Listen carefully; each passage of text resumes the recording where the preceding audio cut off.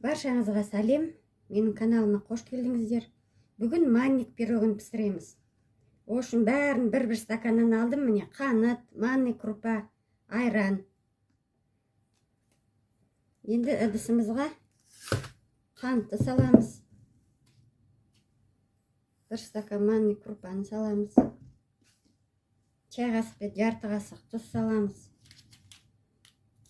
Чай қасықпен қасықтың ұшымен ванилин саламыз.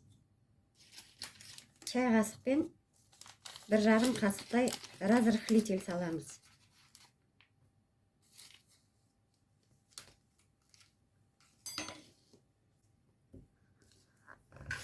Енді араластырып аламыз.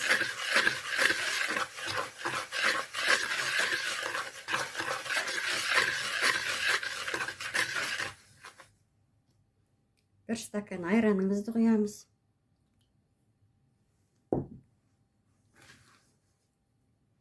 Бір жұмыртқа.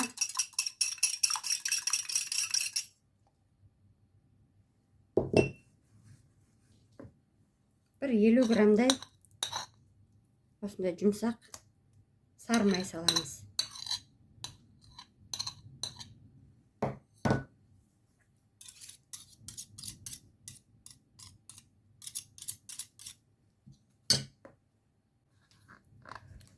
Енді барлығын араластырып аламыз.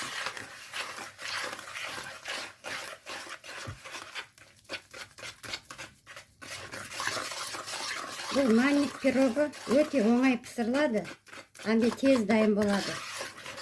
Духовкаларыңызды 180 градусқа қыздырып қойсаңыздар болады. Қазір манник бір 10 минуттай көтерілтіп қоямыз. Оңға дейін духовкамызда қызып тұрады. 180 градусқа бір жарты сағатқа пісіріп аламыз.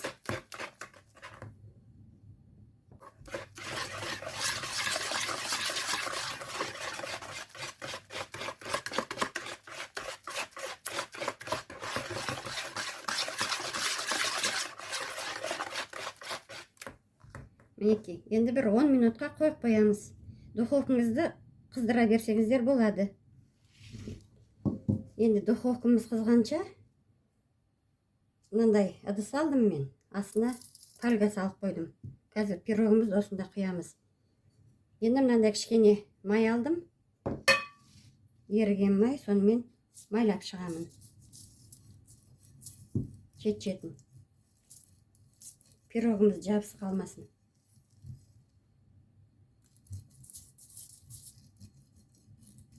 Жақсылап майлап аласыздар шет-шетін.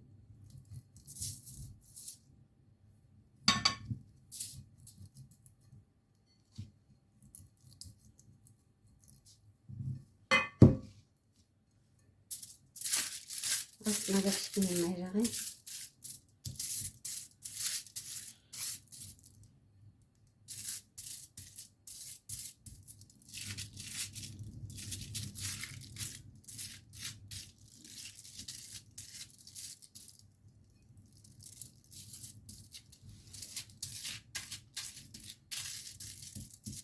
Мінекей, осылай дайындап алдық.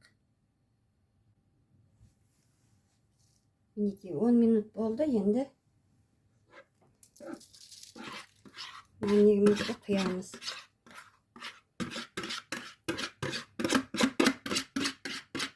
Он минут өтті, енді тестамызды ыдысымызға құйып, қазір духовке саламыз. Бұл манник пирогы, бисквитный пирог құсап, бірге бір көтерілмейді. Көтерілсе бір кішкене көтеріледі. Қазір көреміз. Мінекей, құрметті көрермендер, маннигіміз пісті 20 минутта.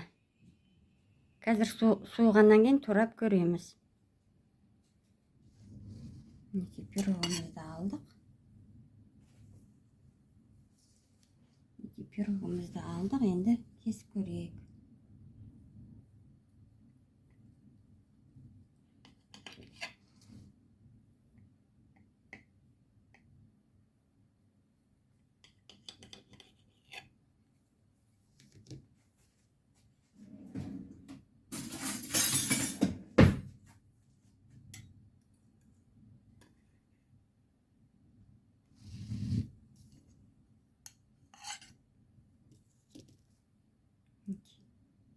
Өте керемет, әдемі болыпты.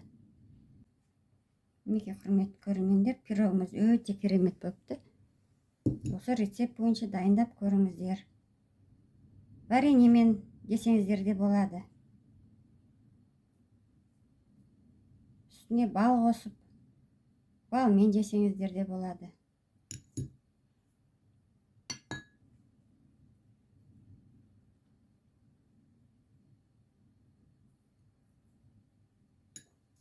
Астарыңыз дәмді болсын.